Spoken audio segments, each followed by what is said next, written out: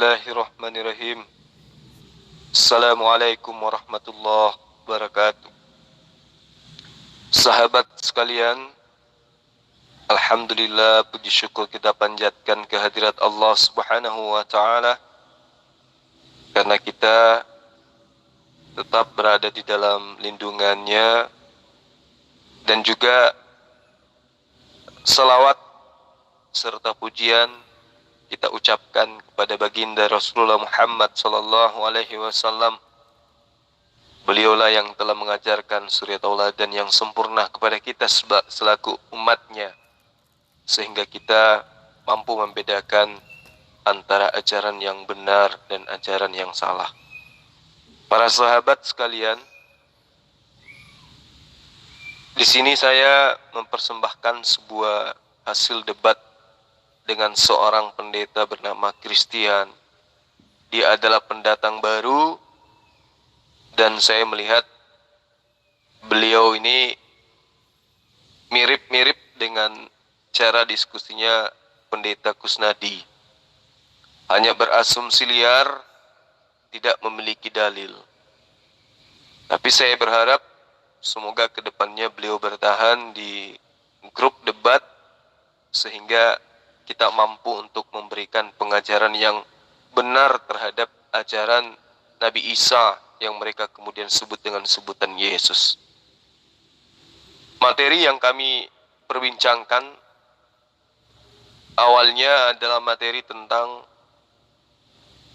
Yesus itu terbukti adalah manusia, dan saya minta beliau membuktikan Yesus itu bukan manusia. Kenapa materi ini sering diulang dan diajukan kepada setiap sebisa mungkin diajukan kepada setiap debater Kristen, supaya nanti bisa dirangkum bahwa tidak ada satupun debater Kristen yang mampu membuktikan bahwa Yesus itu bukan manusia. Artinya yang mereka sembah selama ini adalah manusia. Materi ini juga ternyata membuat si pendeta Christian ini keteteran. Ya. Dia mengaku Yesus itu manusia, tetapi diembel-embeli dengan jajaan basi, di mana ujung-ujungnya dia katakan Yesus itu adalah Tuhan. Tapi mau seperti apapun bentuknya, pembenaran seperti apapun yang dia lakukan, materi dan metode apapun yang dia utarakan, tetap aja terbantahkan. Kenapa? Karena Yesus memang manusia. Mau dibawa kemanapun, Yesus tetap manusia. Dan alhamdulillah kita bisa membuktikan itu dengan dalil. Jadi para sahabat sekalian, materi ini saya rasa sangat bermanfaat ya. Karena kenapa? Materi tentang pembuktian Yesus itu bukan manusia yang adalah manusia, itu adalah merupakan kunci utama tentang benarnya atau sesatnya orang-orang yang menyembah pada Yesus. Karena tujuan kita adalah mencerahkan orang-orang di luar sana untuk memahami antara ajaran yang benar dan yang salah. Maka materi ini saya mohon supaya diizinkan untuk diulang dan diulang terhadap debaters yang menurut saya belum saya diskusikan dengan beliau materi ini. Saya kira seperti itu ya para sahabatku sekalian. Sebagai pengantar, mudah-mudahan anda semua, antum semua, akhina semua tetap dalam lindungan Allah Subhanahu wa taala, diberi kesehatan, kebahagiaan di dunia dan di akhirat. Saya pikir seperti itu ya. Tetap istiqomah ya, satukan tali ukhuwah Islamiyah. Wal takum minkum ummatu yad'una ilal khair wa ya'muruna bil ma'ruf wa yanhauna 'anil munkar wa ulaika humul muflihun wa ulaika humul muflihun. Jadi hal ini harus kita jadikan sebagai acuan. Kita harus menjadi seorang penganut agama yang berpegang teguh terhadap tali ajaran agama Allah, yaitu Islam. Saya kira begitu para sahabat sekalian. Salam satu Tuhan dari saya. Assalamualaikum warahmatullahi wabarakatuh. Bapak dan anak itu bukan hanya sekedar istilah. Maka itu Yesus bisa disalib pada zaman itu karena dia mengaku anak Allah. Ya, bahkan Yesus mengatakan segala kuasa baik di bumi maupun di surga sudah diberikan padaku. Kalau Yesus punya kuasa di bumi dan di surga, apa salah saya menyebut dia itu Tuhan? Tidak bisa. Bahkan di Quranmu juga disebut Isa anak Maryam itu terkemuka di dunia sekaligus di akhirat. Siapa yang punya kuasa di dunia dan di akhirat, yang punya nama terkemuka di dunia di akhirat selain Allah? Tidak ada, tapi Yesus disebut. Nah, itulah sebabnya saya menyebut Yesus Tuhan. Dia berhak duduk di kanan Bapa. Sekarang Bapa tinggal cari aja. Kalau ada manusia selain Isa seperti di Quranmu terkemuka di dunia sekaligus di akhirat. Selesai debat ini. Anda mungkin nyebut, oh Musa pernah disebut apa? Terkemuka aja. Tidak pernah disebut dunia sekaligus di akhirat. Nah, kalau di Injil di Matius 28 ayat 18 jelas Yesus katakan segala kuasa di bumi maupun di surga sudah di tanganku. Siapa lagi yang punya kuasa dunia dan di surga selain Allah, selain Tuhan? Tidak ada. Hanya Yesus yang punya kuasa, dan itu terbukti nanti akhir zaman dia akan mengadili seluruh bangsa. Ada berapa miliar manusia pada saat itu? Apa mungkin kalau dia hanya sekedar manusia atau nabi bisa mengadili, oh ini orang kafir, oh ini orang beriman? Tidak mungkin. Dia pasti punya hakikat keilahiannya. Ya gitu Pak. Terlalu lemas. Ya, kelihatannya belum minum alkohol hari ini ya Bang. Ya, mengajarkan sebuah konsep itu jangan lemas, harus kuat, semangat. Karena itu adalah perihal berkaitan dengan kemaslahatan umat. Jangan lemas, semangat dong. Jadi Anda mengatakan Yesus itu Tuhan karena dia diberi. Anda tidak paham kata diberi itu. Lalu kemudian Anda katakan termasuk orang yang terkemuka di dunia dan akhirat. Anda juga tidak ngerti apa itu orang, apa itu manusia. Ya, sangat rapuh pemahaman Anda terhadap konsep Anda sendiri. Jadi kalau misalnya Anda menuhankan Yesus, apakah Anda bisa membuktikan bahwa Yesus itu bukan manusia? Coba. Apakah kemanusiaan Yesus itu bisa gugur hanya oleh karena dia terkemuka sebagai orang terkemuka di dunia, terkemuka di akhirat, kemudian dia diberi kuasa oleh Tuhannya? Apakah kemudian dua hal ini menyebabkan sisi kemanusiaannya hilang? Atau Anda bisa memberikan bukti bahwa Yesus itu bukan manusia? Silakan. Yesus atau Isa datang ke dunia itu wujudnya memang manusia, ya. Sekarang saya tidak panjang lebar Bapak tinggal cari seorang manusia yang terkemuka di dunia sekaligus di akhirat selain Isa Al-Masih di Al-Quranmu, atau kalau di Injil yang punya kuasa di bumi dan di surga selain Yesus Kristus. Jika Bapak bisa menemukan seorang manusia yang seperti itu, sudah selesai debat kita, tidak perlu dilanjut.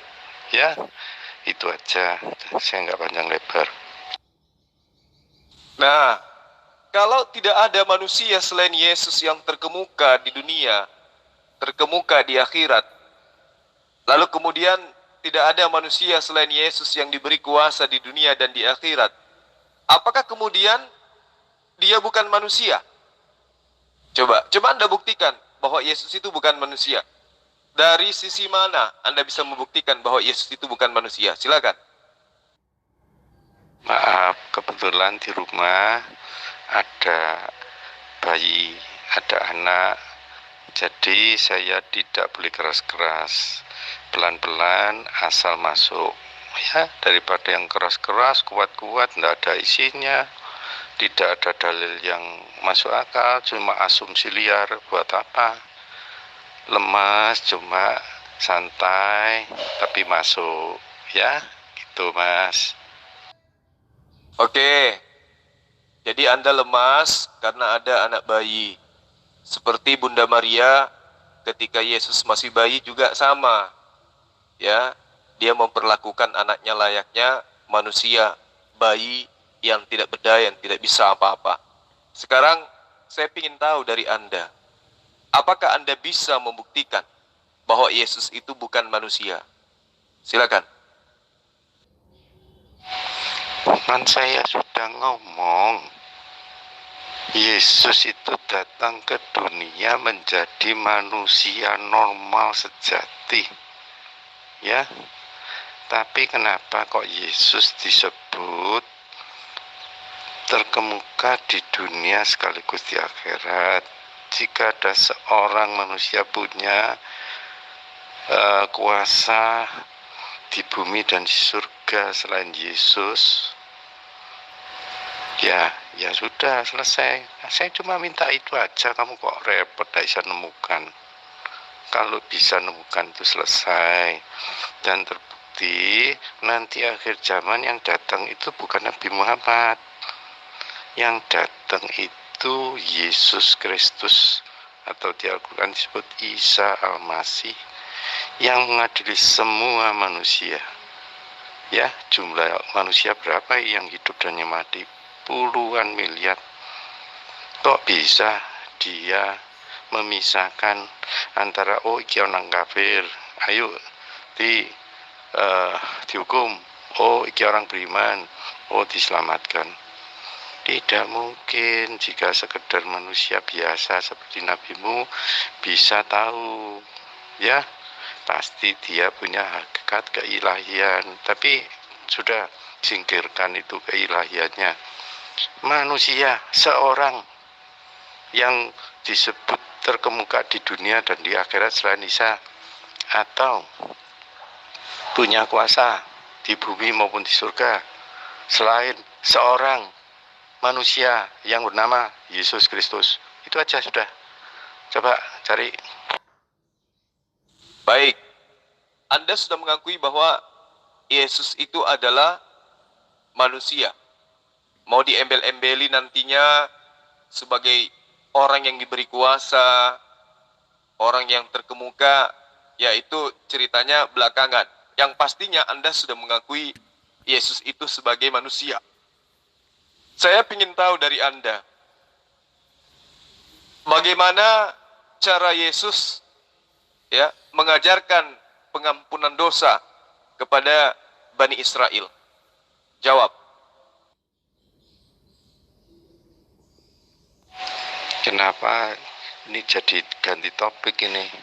Anda belum bisa temukan kan akhirnya yang terkemuka dunia sekaligus di akhirat, yang punya kuasa di dunia dan di surga, tidak ada ya selain Yesus. Ganti pengampunan. Yesus sudah mengajarkan di doa Bapa kami, ampunilah kesalahan kami seperti kami juga mengampuni orang yang bersalah pada kami. Itu singkatnya gitu aja. Ya, saya mengikuti irama saudara. Tidak ada manusia yang diberi kuasa di bumi maupun di langit maupun di surga. Meski faktanya Yesus tidak berkuasa apa-apa. Mengetahui musim buah ara aja kagak. Tapi ya nggak apa-apa, saya ikuti irama Anda aja. Lantas kemudian Anda mengatakan Yesus itu terkemuka di akhirat, terkemuka di dunia.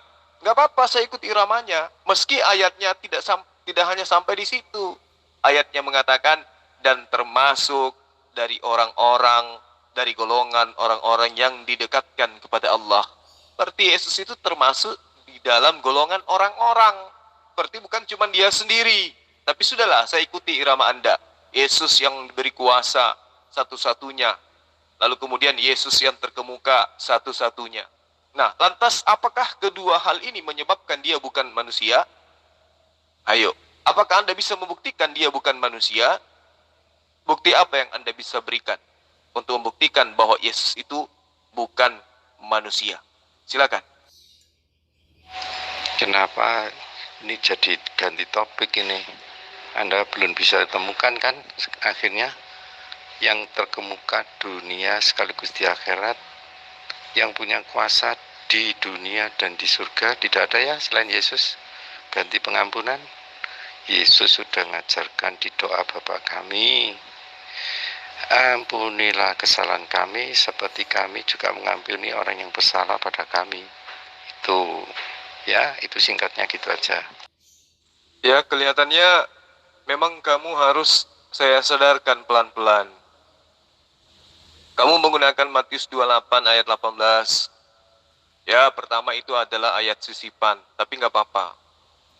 Ayat ini memang sering dijadikan oleh pasukan Paulus, anak buah Paulus, untuk memasarkan Yesus sebagai Tuhan-Tuhanan.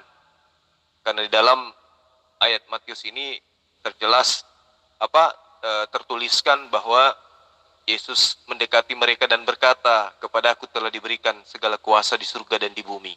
Tapi itu cuma teori, prakteknya kagak.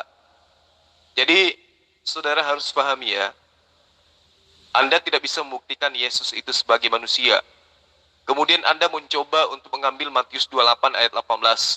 "Kepadaku telah diberikan segala kuasa di dunia dan juga di surga dan juga di bumi." Coba Anda telah pakai akal sehat. Yesus diberi kuasa. Artinya ada yang memberikannya kuasa. Siapa yang menerima kuasa dan siapa yang memberi kuasa? Pasti adalah oknum yang berbeda. Kalau Yesus diberi kuasa, berarti sudah jelas bahwa ada pribadi lain yang lebih berkuasa selain Yesus, yang memberikan kuasa kepada Yesus. Nah, coba Anda lihat di dalam Matius 19 ayat 28. Kata Yesus kepada mereka, "Aku berkata kepadamu, sesungguhnya pada waktu penciptaan kembali, apabila anak manusia bersemayam di tahta kemuliaannya, ya, kamu yang telah mengikuti aku," maksudnya Bani Israel, bukan Kristen, "akan duduk juga di atas 12 tahta untuk menghakimi ke-12 suku Israel." Jadi kata kamu ini, di situ tidak lagi berfungsi dalil palsu yang kamu katakan, "Kepadaku telah diberikan kuasa, ya, baik di surga maupun di bumi." Kenapa? Karena di dalam ayat ini, Matius 19 ayat 28 ini, ternyata bukan cuma Yesus yang duduk di atas tahta menghakimi, itu juga adalah pengikut Yesus, yaitu Bani Israel, ke-11 muridnya. Nah, lalu kemudian Yesus ini mengadili, tapi yang diadili cuma ke-12 suku Israel. Kamu belajar lagi kitabmu. Di dalam Lukas 22 ayat 30, bahwa kamu akan makan dan minum semeja dengan aku di dalam kerajaanku. Dan kamu akan duduk di atas tahta untuk menghakimi ke-12 suku Israel. Lagi-lagi dia mengulang, Yesus makan dan minum. Apakah Tuhan makan dan minum? Ini sudah di surga loh. Semeja dengan aku, kata Yesus. Artinya bukan cuma Yesus yang diberi kuasa di surga. Banyak orang, dan itu dinyatakan dalam kitabmu juga. Nah, lagi-lagi duduk di atas tahta untuk menghakimi ke-12 suku Israel. Jadi ke-11 muridnya juga menghakimi ke-12 suku Israel. Bukan cuma Yesus, itu sudah terbantahkan. Dan kalau dia maha kuasa, kenapa cuma menghakimi 12 suku? Ya, perbanyak belajar. Kalau Yesus itu adalah Tuhan, Sang Khalik, Sang Pencipta, tidak mungkin menghakimi hanya 12 suku Israel. Nah, lebih lengkapnya lagi coba kamu baca di dalam Yohanes 5 ayat 30. Supaya saudara itu sadar. Aku tidak dapat berbuat apa-apa dari diriku sendiri. Aku menghakimi sesuai dengan apa yang aku dengar, dan penghakimanku itu adil, sebab aku tidak menuruti kehendakku sendiri, melainkan kehendak Allah yang telah mengutus aku. Berarti, apa yang kamu gunakan untuk menjadikan Yesus itu Tuhan, ya, untuk menjejakkan Yesus bahwa dia itu adalah Tuhan, ketika dia mendekati orang-orang yang ada di sana, membisiki mereka, kepada aku telah diberikan segala kuasa di surga dan di bumi. Itu terbantahkan oleh pernyataan Yesus. Aku tidak dapat berbuat apa-apa dari diriku sendiri. Terus kuasa yang diberi dia itu mana? Membuktikan bahwa dalil yang kamu gunakan itu memang ayat sisipan, ayat palsu. Gitu loh. Ya, jadi kamu harus banyak belajar lagi. Pertanyaan saya, bagaimana cara Yesus ya mengampuni dosa sebelum dia mati di tiang salib? Silakan. Kenapa ini jadi ganti topik ini? Anda belum bisa temukan kan akhirnya yang terkemuka dunia sekaligus di akhirat, yang punya kuasa di dunia dan di surga, tidak ada ya selain Yesus. Ganti pengampunan, Yesus sudah mengajarkan di doa Bapa kami, ampunilah kesalahan kami seperti kami juga mengampuni orang yang bersalah pada kami. Itu ya, itu singkatnya gitu aja. Lalu kemudian setelah saudara mengatakan Yesus itu adalah manusia, namun Anda ibarat anak bayi yang tenggelam, kadang muncul di permukaan, kadang turun lagi, kadang muncul di permukaan, turun lagi, disebabkan oleh karena tidak berdayanya Anda membuktikan Yesus itu bukan manusia. Sehingga Anda membuktikan bahwa Yesus itu bukan manusia, padahal manusia. Sehingga Anda mengemis-ngemis Al-Quran, di mana Anda hanya menggunakan sepenggal terjemahan dari surah ketiga daripada Al-Quran itu sendiri, ayat 45. Ya, terkemuka di dunia dan di akhirat. Lalu kemudian itu dimaknai bahwa yang terkemuka di dunia dan di akhirat itu hanyalah Tuhan. Itu pemahaman konyol, ya, pemahaman yang asal-asal dibangun untuk membodohi siswa sekolah minggu. Salah kalau ini Anda gunakan untuk mengedepankan sebagai materi dalam berdiskusi dengan orang-orang Islam. Salah Anda. Ayat yang Anda gunakan ini, surah Ali Imran ini, ya, itu terjemahannya jelas. Ketika malaikat berkata, "Hai Maryam, sesungguhnya Allah menggembirakan kamu dengan kalimat daripadanya, namanya Al-Masih Isa putra Maryam." Kamu ngerti? Itu disebut jelas sekali dalilnya. Isa anak laki-lakinya Maria. Anak laki-lakinya Maryam. Seorang manusia yang terkemuka di dunia dan di akhirat, dan termasuk orang-orang yang didekatkan kepada Allah. Kamu tidak ngerti ayat ini, padahal ini sudah diterjemahkan ke dalam bahasa Indonesia. Ketika malaikat berkata kepada Maria, "Hai Maria, sesungguhnya Hasem menggembirakan kamu dengan kalimat daripadanya, dengan logos yang datang daripadanya, dengan rema yang datang daripadanya. Namanya adalah Yesus, ya, putra Maria." Manusia terkemuka di dunia dan di akhirat, dan termasuk manusia yang didekatkan kepada Hasem. Kamu gak ngerti ayat ini? Ya, jika mereka atau kalian orang-orang Kristen yang menjajakan Yesus itu sebagai Tuhan, memenggal kalimat di ayat ini, di mana yang kalian gunakan hanya terkemuka di dunia dan di akhirat, ya, kenapa Anda tidak berpikir, ya, bahwa kalian itu sengaja ataupun tidak sengaja tidak mau memahami bahwa kata seorang yang persis berada di depan penggalan kalimat tersebut, dan kata orang-orang yang juga persis berada di belakang penggalan kalimat tersebut. Apakah kedua kata ini sengaja dilupakan? Sengaja kau buat-buat untuk menuhankan, menyembunyikan bahwa Yesus itu adalah manusia. Ya. Agar Anda mendapatkan artikulasi kata yang kuat dan tak terbantahkan gitu, bahwa Yesus itu adalah Tuhan. Sangat naif pemahaman-pemahaman seperti ini Anda kemukakan di depan orang-orang muslim yang paham Al-Quran. Ya. Coba saya ajarkan kepada Anda. Bagaimana jika kemudian kita gabungkan kata-kata yang sengaja Anda lupakan tersebut dengan penggalan kalimat-kalimat yang ada kata mereka di dalamnya. Seorang terkemuka di dunia dan di akhirat, dan termasuk orang-orang yang didekatkan. Maka saudara, suka tidak suka, akan mendapatkan pengertian dengan jelas bahwa yang terkemuka di sini adalah Isa atau Yesus putra Maryam, dan kata seorang dan orang-orang tidak dapat berubah makna walaupun apapun yang terjadi, yakni ditujukan kepada seluruh manusia. Sekali lagi, kepada manusia, bukan yang terjadi hanya kepada Yesus saja, tetapi seluruh manusia. Ya, itu yang Anda harus pahami dengan baik. Maka dengan jelas ayat yang Anda gunakan ini itu memberi makna bahwa yang terkemuka di dunia dan di akhirat adalah Isa atau Yesus, yang notabene Isa adalah manusia, orang yang terkemuka di dunia dan di akhirat, orang yang terkemuka di akhirat.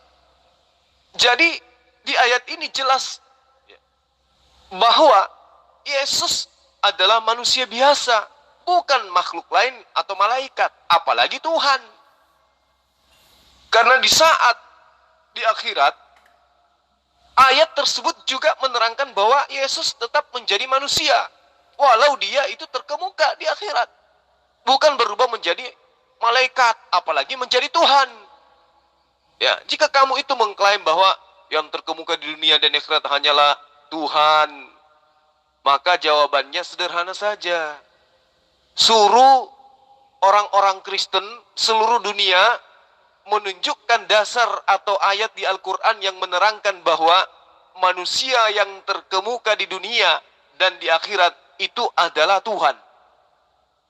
Ya, tunjukkan, kumpul semua orang yang ada di Indonesia atau di luar negeri yang paham tentang kitab manapun, bahwa ada di dalam Al-Quran yang menyatakan bahwa manusia yang terkemuka di dunia dan di akhirat itu adalah Allah. Ya, jadi kamu jangan membodoh-bodohi dirimu, karena kamu berharap bisa membodohi orang lain. Tidak, salah kamu. Karena kami paham Al-Quran. Ngerti? Jadi gugur pernyataanmu Yesus itu manusia, lalu kemudian kamu embel-embelin dia berkuasa di dunia dan di akhirat. Teori itu tidak sesuai dengan fakta. Kemudian dia adalah orang yang terkemuka baik di dunia maupun di akhirat. Itu juga bukan berarti dia itu adalah Tuhan. Paham ya? Karena di akhirat dia terkemuka, tetap aja posisinya sebagai manusia yang didekatkan ya kepada Allah, termasuk ke dalam golongan orang-orang yang didekatkan kepada Allah. Artinya bukan cuma dia sendiri, banyak orang. Makanya belajar lagi. Nah, kembali kepada pertanyaan saya. Sebelum Yesus itu disalib, Yesus menghapus dosa dengan cara apa? Jawab. Anda mengatakan Yesus tidak punya kuasa apa-apa. Oh ya, saya setuju. Yesus hanya bisa menghidupkan orang mati. Nabimu memang lebih hebat, bisa mematikan orang hidup. Oke. Tapi itu tidak jadi alasan untuk Yesus itu sebagai Tuhan. Tapi carilah manusia yang akhir zaman bisa mengadili semua manusia, baik yang hidup dan yang mati. Tahu jumlahnya? Pasti belasan miliar orang yang pernah hidup dan yang mati. Bisa dipisahkan antara ini orang kafir dan ini orang beriman. Kalau itu hanya sekedar manusia, apa mungkin? Pasti dia punya hakikat keilahian. Ya, cari siapa itu yang bisa mengadili akhir zaman itu selain Yesus Kristus atau Isa Al-Masih. Ya, kamu sudah mengakui Yesus tidak berkuasa apa-apa. Kemudian lagi-lagi kamu ingin menjajakan dengan cara tipu daya. Yesus itu Tuhan. Kenapa? Karena dia bisa menghidupkan orang mati. Kalau Rasulullah Muhammad SAW mematikan orang hidup katanya. Yesus membangkitkan orang mati itu atas izin Allah. Menghidupkan Lazarus bangga. Padahal sebelum menghidupkan Lazarus berdoa dulu kepada Allah. Lebih hebat Muhammad SAW. Kalau Lazarus itu dibangkitkan wajar. Loh dia manusia. Ya, dia mayat yang belum membusuk, belum direbus, belum dimasak dia. Muhammad SAW tidak perlu berdoa kepada Allah, mampu membuat tulang domba, tulang kambing yang sudah dimasak dengan racun berbicara, coy. Artinya tulang kambing yang dia makan itu hidup tanpa dia berdoa, mampu membuat kejadian itu terjadi, di mana daging atau tulang kambing yang sudah direbus, sudah dimasak, bisa berbicara. Hebat bukan? Nah, Yesus kamu ingin menuhankan dengan pamer dia membangkitkan Lazarus. Luar biasa. Bagaimana dengan Elia yang menghidupkan tulang belulang yang sudah berserakan kemana-mana? Kalau Lazarus itu masih utuh dia. Belum terpencar dagingnya, tulangnya belum membusuk. Elia menghidupkan tulang belulang yang sudah berantakan. Jarak antara tulang yang satu dengan tulang yang lain itu jauh. Tetapi Elisa mampu menghidupkannya. Kalah Yesus. Lalu kemudian Anda mengatakan, tunjukkan satu manusia yang mampu menghakimi seluruh manusia miliaran. Itu kamu dapat dalil dari mana? Sementara Yesus sendiri mengatakan, Aku berkata kepadamu, sesungguhnya pada waktu penciptaan kembali, yaitu hari kebangkitan, apabila anak manusia bersemayam di tahta kemuliaannya, ya, kamu, ke-11 muridku, yang telah mengikuti aku, akan duduk di atas 12 tahta. Berarti setara dengan Yesus. Ada 11 orang lagi yang duduk di sampingnya Yesus untuk menghakimi ke-12 suku Israel. Bukan cuma Yesus doang. Ya, ada 11 muridnya juga yang duduk di atas tahta, coy. Apakah mereka juga adalah Tuhan, coy? Dan hanya menghakimi 12 suku dari Bani Israel. Sikit amat. Cikit. Lukas 22 ayat 30, bahwa kamu akan makan dan minum semeja dengan aku di dalam kerajaanku, coy. Dan kamu akan duduk di atas tahta untuk menghakimi sama seperti aku, coy. Dan menghakimi ke-12 murid suku Israel saja, coy. Jadi kamu itu muluk-muluk. Ya, kalau kamu ingin menyajikan Yesus itu Tuhan dengan berbagai macam upaya, ya, jualan obat, buktikan dulu Yesus itu bukan manusia. Hapus dulu dalil dalam kitabmu, Yohanes 5 ayat 30. Aku tidak dapat berbuat apa-apa dari diriku sendiri. Buang ayat itu dulu. Ya, buang ayat itu. Biar kamu bisa menjajakan Yesus yang adalah manusia itu adalah Tuhan. Sekarang saya tanya samamu. Ini bukan menghujat, tapi ini semata-mata untuk menerapi akalmu. Yesus kamu katakan mampu menghidupkan orang mati. Mampu tidak Yesus menghidupkan kelaminnya? Kalau dia mampu, nikah enggak dia? Atau dia seperti apa menyalurkan hasrat kelaki-lakiannya? Ayo, kamu katakan dia mampu menghidupkan Lazarus. Mampu enggak Yesus membangkitkan kelaminnya? Jawab. Tulang kambing yang sudah jadi gulai, jadi hidup itu dongeng dari mana, Bang? Ya, apa saja yang dilakukan oleh nabimu itu tidak pernah ada saksi, ya.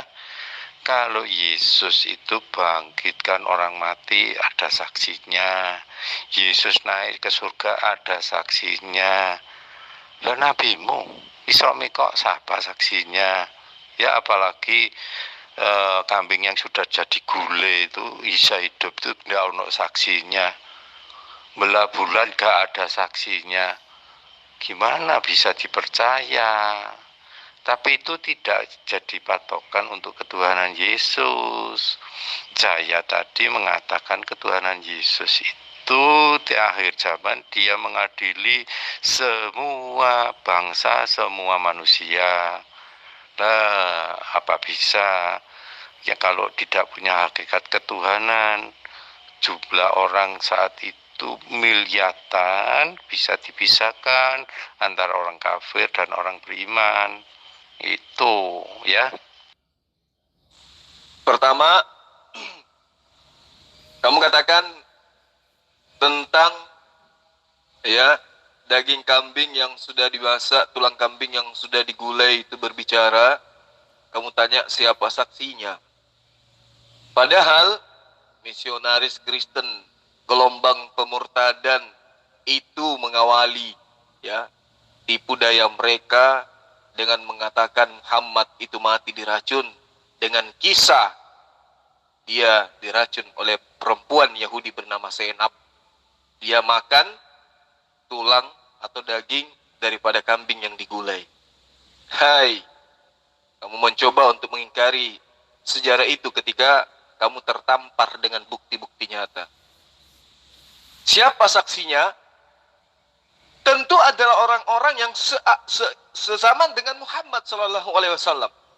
Para sahabatnya, orang-orang yang hidup sesaman dengannya, termasuk pelaku. Itu adalah saksi.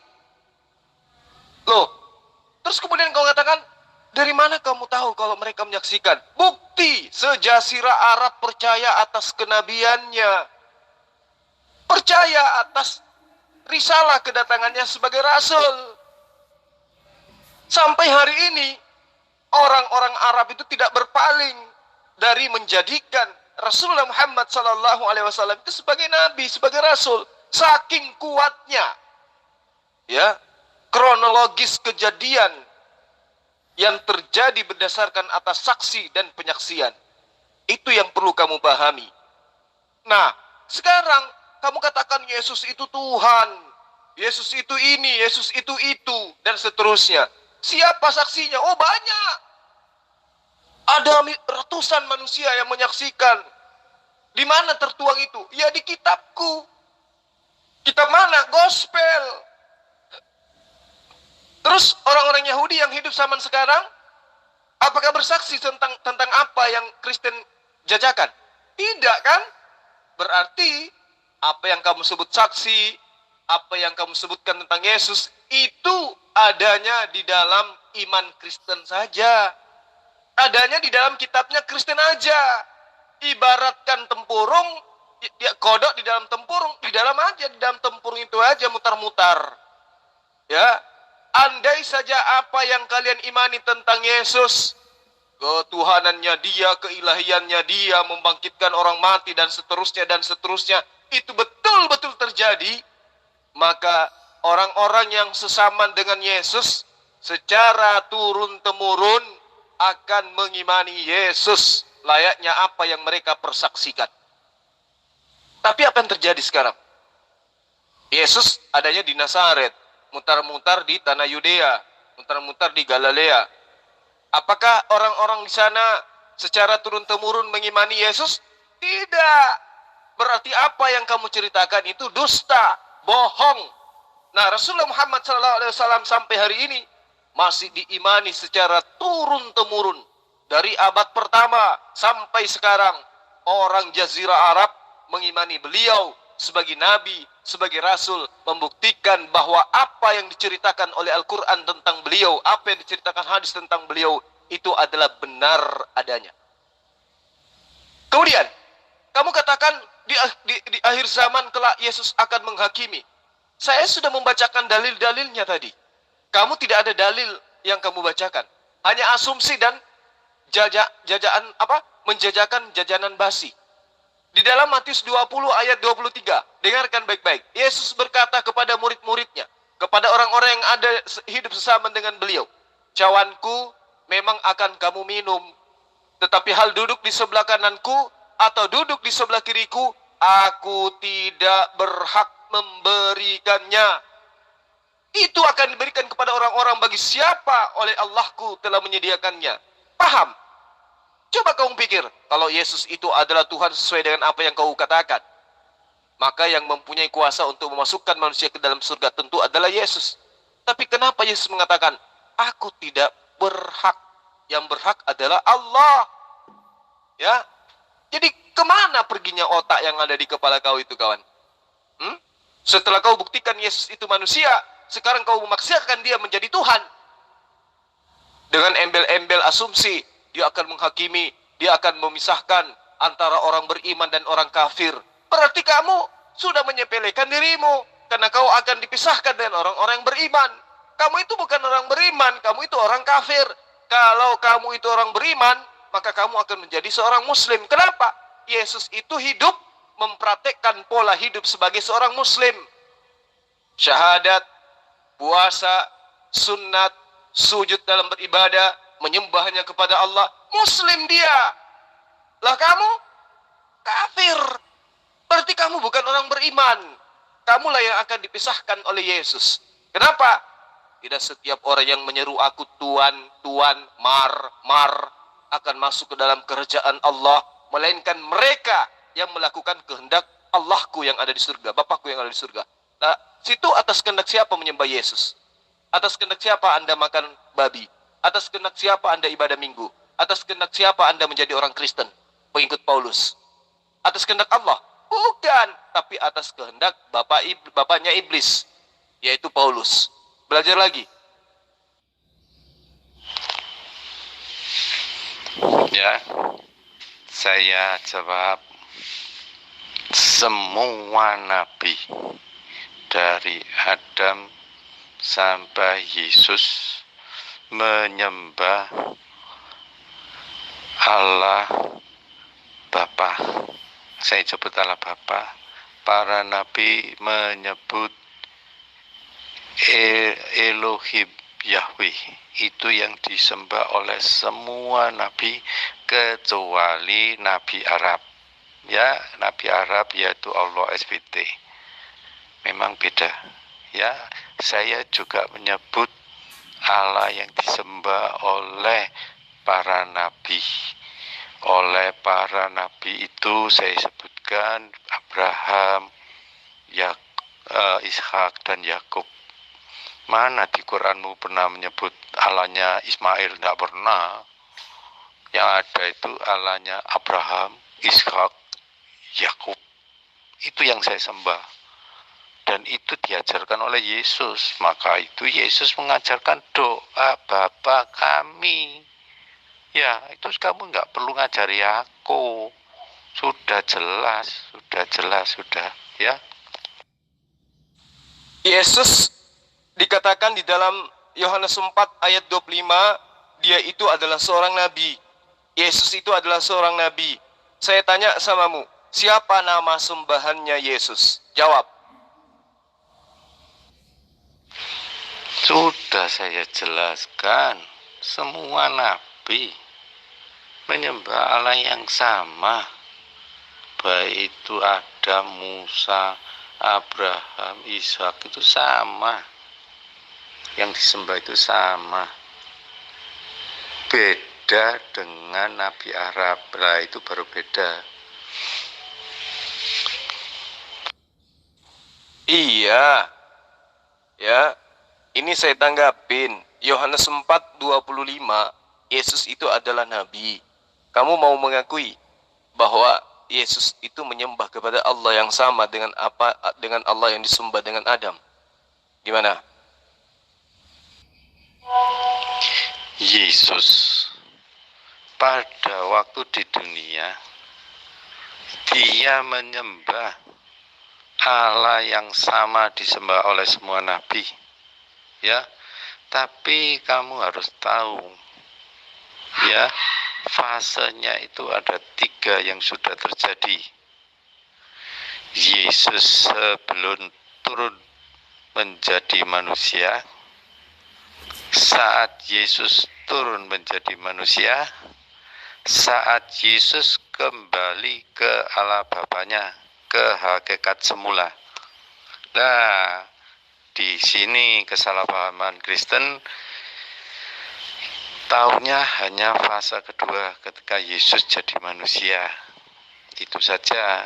Padahal sebelum turun jadi manusia, Yesus sudah ada. Di mana dia? Di surga. Bersama siapa? Bersama Allah Bapa. Wujudnya apa?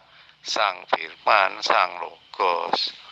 Nah, soal ini Islam pasti nggak paham, karena gagal paham terus. Tapi sudah dijelaskan, ini dia mau tahu. Tahunya Yesus ketika keluar dari selangkangan Maria, gitu aja. Tahunya kan itu. Di luar itu tidak mau tahu. Tidak mau tahu. Yesus itu hanya nabi. Tapi tak suruh cari yang terkemuka dunia sekaligus di akhirat, tidak pernah ketemu. Musa tidak. Siapa yang punya kuasa di bumi dan di surga? Tidak ada.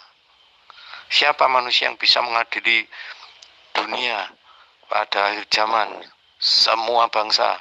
Tidak ada. Selain Yesus tidak ada. Muhammad tidak mungkin. Kamu jangan emosi dong. Kok kamu ngatain orang sini pecundang? Yang pecundang itu yang debatnya belum tuntas minta kabur. Ya, aku off dulu ya. Itu baru pecundang. Orang lagi asik-asiknya ngajarin kamu mengenal Yesus dengan benar, kamu off. Itu pecundang namanya. Jadi kamu jangan emosi. Nah, sekarang kamu katakan orang Islam itu tidak kenal Yesus. Yang orang Islam kenal itu adalah ketika Maria ngeden, Yesus muncul jadi manusia. Orang Islam tidak tahu siapa Yesus sebelum menjadi manusia. Orang Islam tidak tahu siapa Yesus setelah dia berhenti menjadi manusia. Itu namanya kamu membodoh-bodohi dirimu sendiri. Kamu lagi ngobrol, lagi berdebat dengan orang yang lebih paham ajaran Yesus daripada kamu. Itu yang perlu kamu pahami. Ya, kamu tidak bisa membuktikan Yesus bukan manusia. Semakin kau menjelaskan, ngemis-ngemis Al-Quran, terjemahan Al-Quran, kata wajihan itu kau anggap itu adalah bukti Yesus itu Tuhan. Saya sudah menjelaskan, tapi lagi-lagi kamu hanya pamer kebodohan. Ya, saya harus sampaikan samamu. Ya, bahwa kata yang diambil untuk menerjemahkan Ali Imran ayat 45 dengan kata wajihan itu adalah sama ketika dikatakan dalam surah Al-Quran 33 ayat 69, di mana wajihan itu artinya adalah terbaik atau terhormat atau terkemuka. Itu di dalam Al-Quran ayat 69, ayat Al-Quran 33 maksud saya.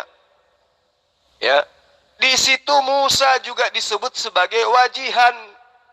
Kalau wajihan itu terkemuka, berarti Musa juga terkemuka. Tetapi sayangnya wajihan itu bukan hanya terkemuka, tapi bisa diartikan sebagai terbaik, bisa diartikan terhormat. Hai orang-orang yang beriman, janganlah kamu menjadi seperti orang-orang yang menyakiti Musa. Maka Allah membersihkannya dari tuduhan-tuduhan yang mereka katakan. Dan adalah dia seorang yang mempunyai kedudukan terkemuka di sisi Allah. Paham? Siapa yang dimaksud? Musa.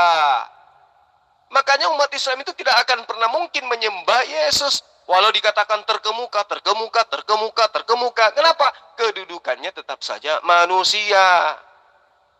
Musa juga disebut terkemuka dengan kata wajihan yang sama yang kamu ambil dari surah Ali Imran ayat 45 itu. Sama-sama dikatakan wajihan, terkemuka, yang artinya terbaik atau terhormat.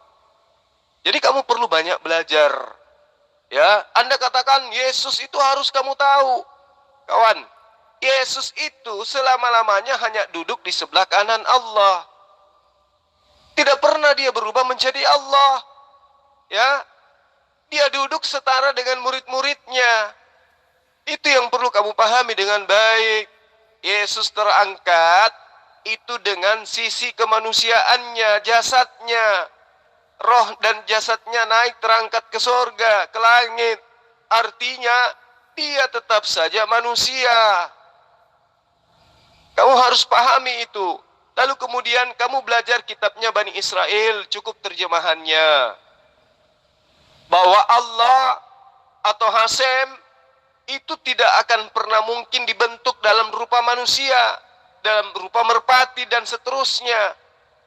Engkaulah saksi-saksiku, tidak ada Tuhan yang dibentuk sebelum aku, dan tidak ada Tuhan yang dibentuk setelahku. Berarti orang Kristen yang membentuk anak Maria menjadi Tuhan itu konyol. Karena Allah itu tidak pernah dibentuk. Yesus dibentuk 9 bulan. Dan ibunya baru dia lahir sebagai manusia. Jadi kalau kamu ingin mengajarkan ajaran pagan Yunanimu, ya, di mana Apollo datang menghamili Paraksion, ketika Paraksion itu bertunangan dengan Arius, lahirlah kemudian Plato. Ya, itu dari sana asal usulnya konsep Kristen itu. Jadi rumusan-rumusan tentang Yesus itu Tuhan itu diambil dari ajaran pagan Yunani kuno. Itu yang perlu kamu pahami. Orang Yahudi tidak pernah mengimani ajaran Kristen. Kenapa? Karena orang Yahudi tahu itu adalah pagan dari ajaran Yunani kuno yang diajarkan oleh penjajah kekaisaran Romawi terhadap tanah Yudea kala itu. Ya, jadi kamu harus banyak belajar.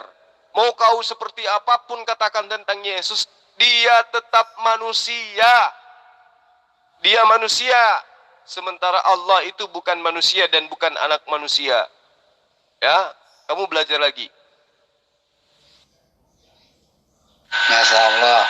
Saya paling senang pemaparan Bang Zul. Mantap pokoknya. Gampang dimengerti. Gampang dimengerti dengan nalar, Masya Allah.